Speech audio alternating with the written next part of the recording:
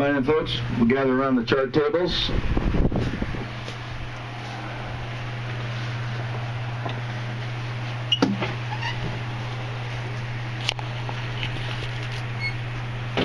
We're going to talk a little navigation. How do we know where we are? And how do we do it?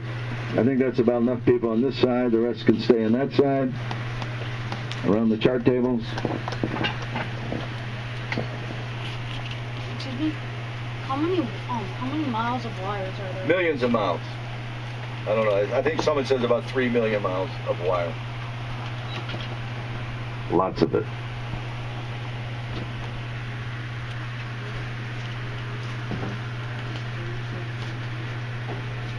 Okay, folks, we are in the chart house or the chart room. This is where the navigator is directly responsible to the commanding officer for the safe navigation of the ship, determines the ship's position when the ship's at sea. He's assisted by a group of sailors called quartermasters.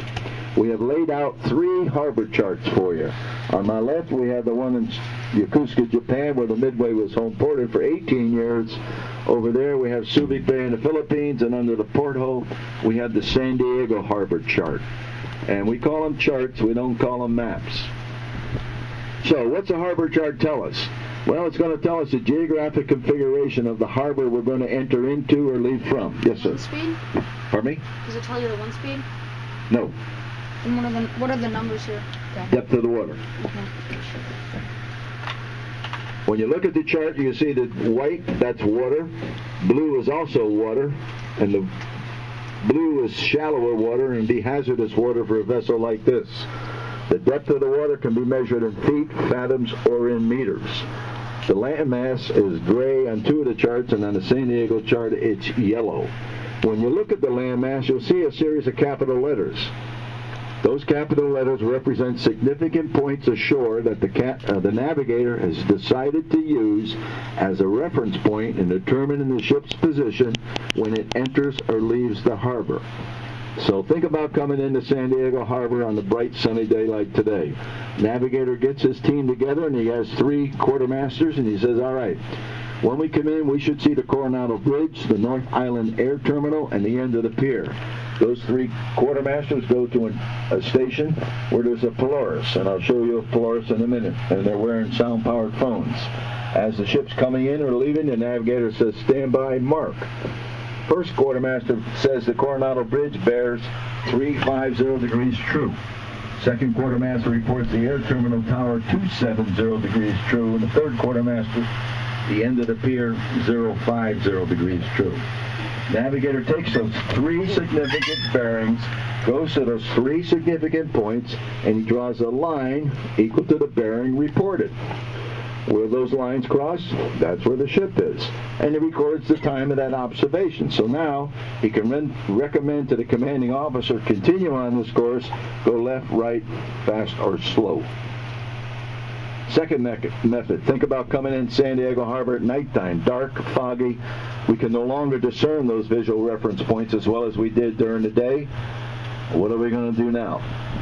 Well, we're going to use a radar. We're going to get a radar reflection back. In other words, we're going to measure a distance, not a bearing, a distance.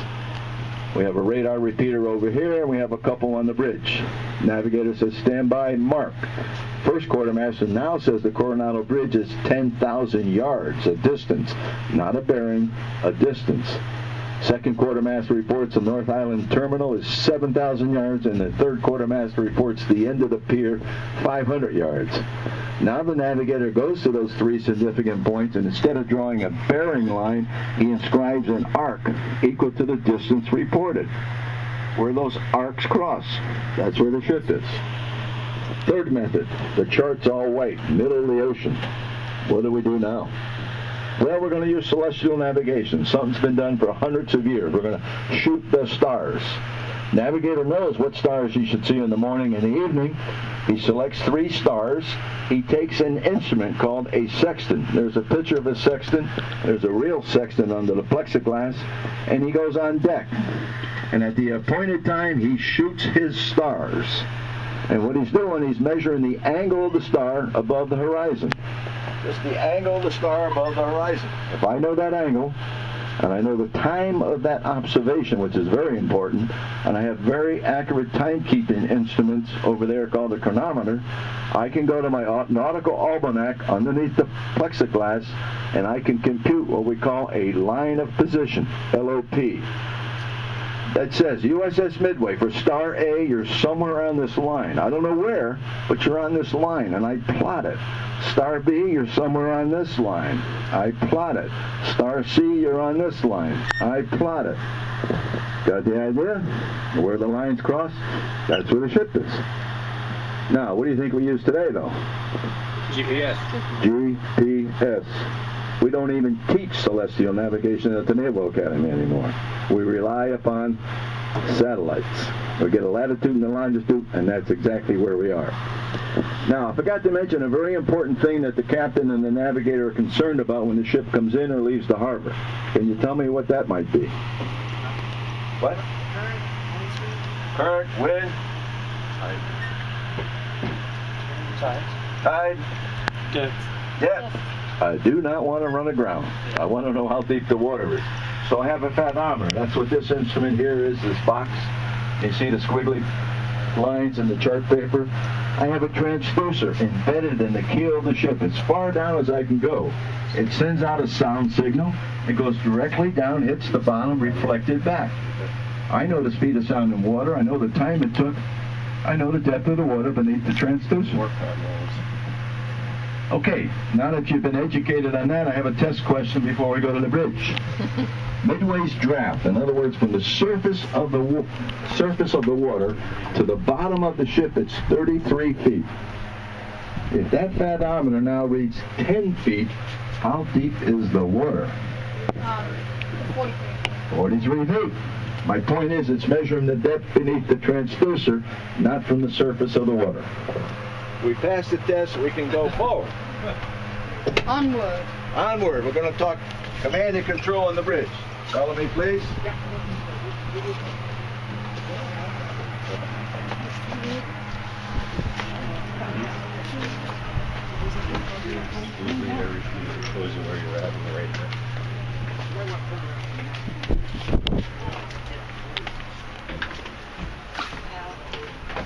I think. At least according to my wife. Well, I'm telling you, I'm Okay.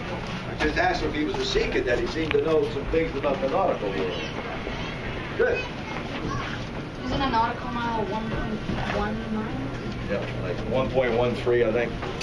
Okay, when I was talking about doing those visual navigation and sighting down on the bridge in the North Island Tower, this is what I was talking about. A quartermaster being at a Pelor's here, sound-powered phone's on, navigator said mark, he sights down his alidade here, and on the gyro repeater beneath it, he reads the bearing, reports it to the navigator who draws the line. So we have one on the port side, starboard side, one above, and one in the chart house. Okay, I'm in the pilot house. Let's go in the pilot house. Look.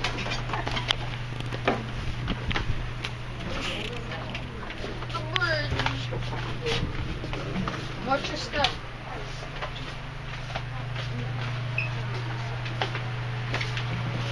Come on in, folks. We're also going in the pilot house out here on the bridge. As I mentioned in Pry-Fly, we got a couple chairs here. On the port side, it's the captain's chair, and the starboard side, navigator's chair. Feel free to take pictures. All I ask is that people move in and out as their picture is taken. And remember, the camera won't know what chair you sat in. Okay, you go in the pilot house too. We get everybody in.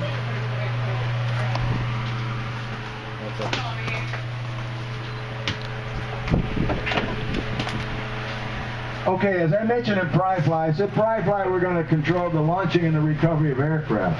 Well, here in the bridge and the pilot house, we're going to control the direction the ship's going to go and how fast it's going to go. On the port side, we have a captain's chair, starboard side, navigator's chair.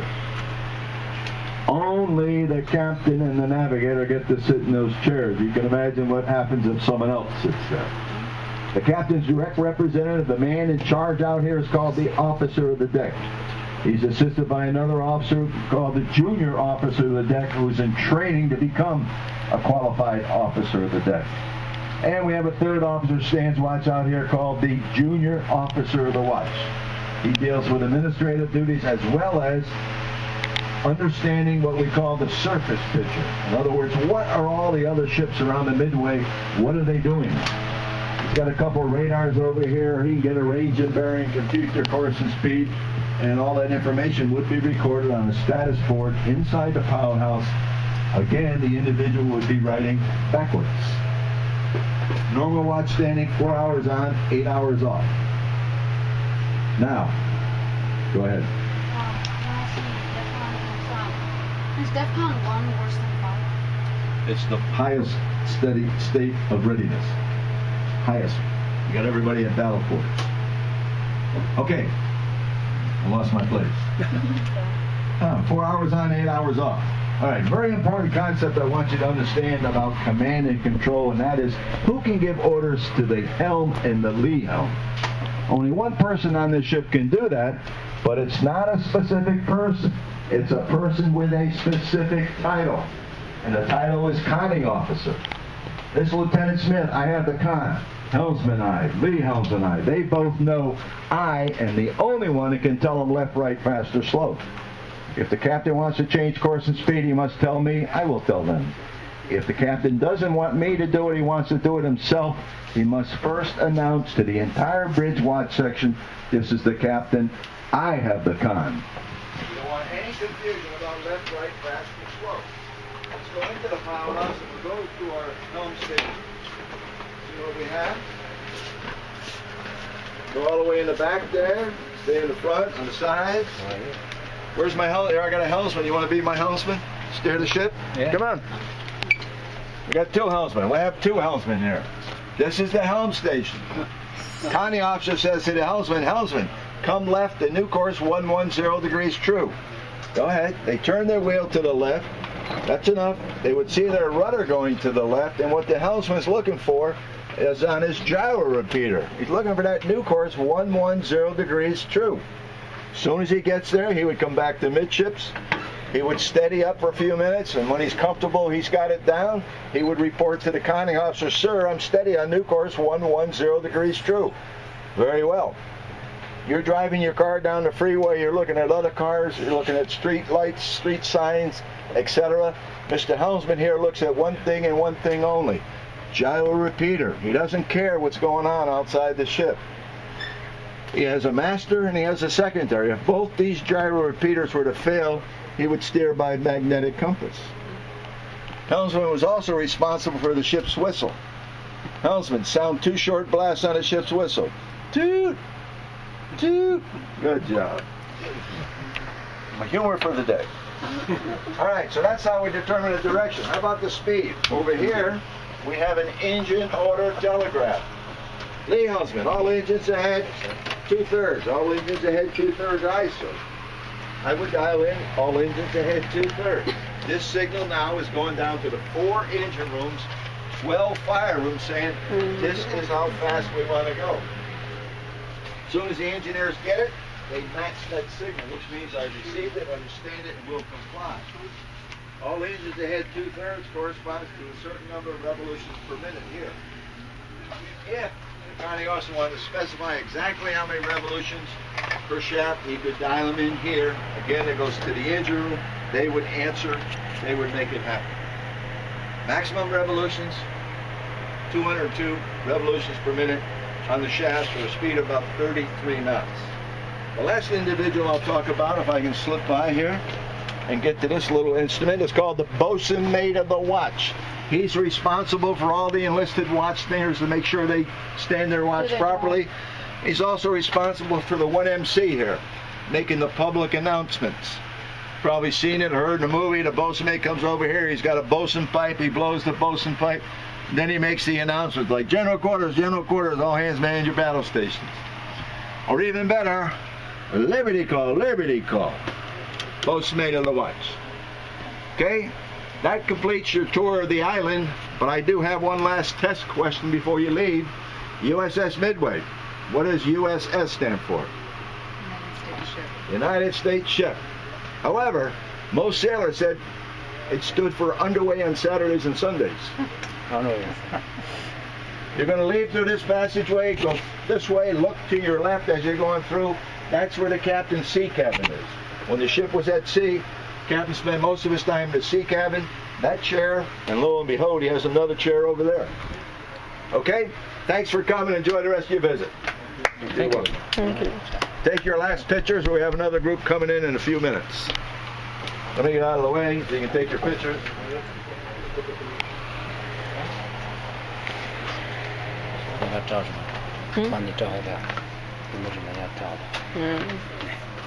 Remember, going down the ladder, you're going down 3 ladders. Sometimes it's easier to go down backwards.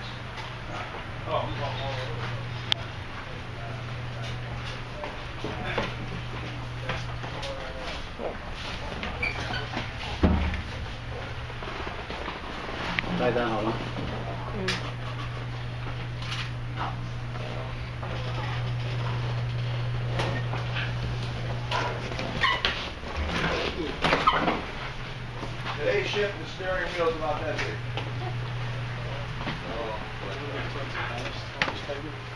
Well, we don't, no. Any ballast on here would be fixed ballast. I don't know how much is on there, but we displaced 70,000 tons when we were decommissioned, April 1992. We could ballast by, if we took fuel off, we could bring salt water back on if we wanted to do that for stability.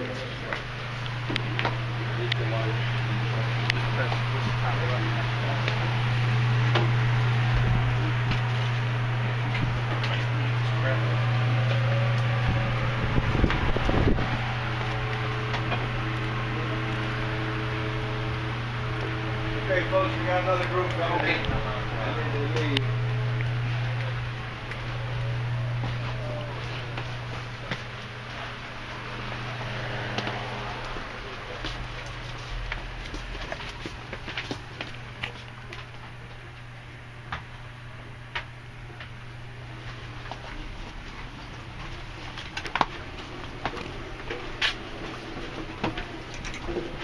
弟弟，你那个有分段吗？照那个，要不然这个太长了。我以为是7分的。短一点的。哦。这都测。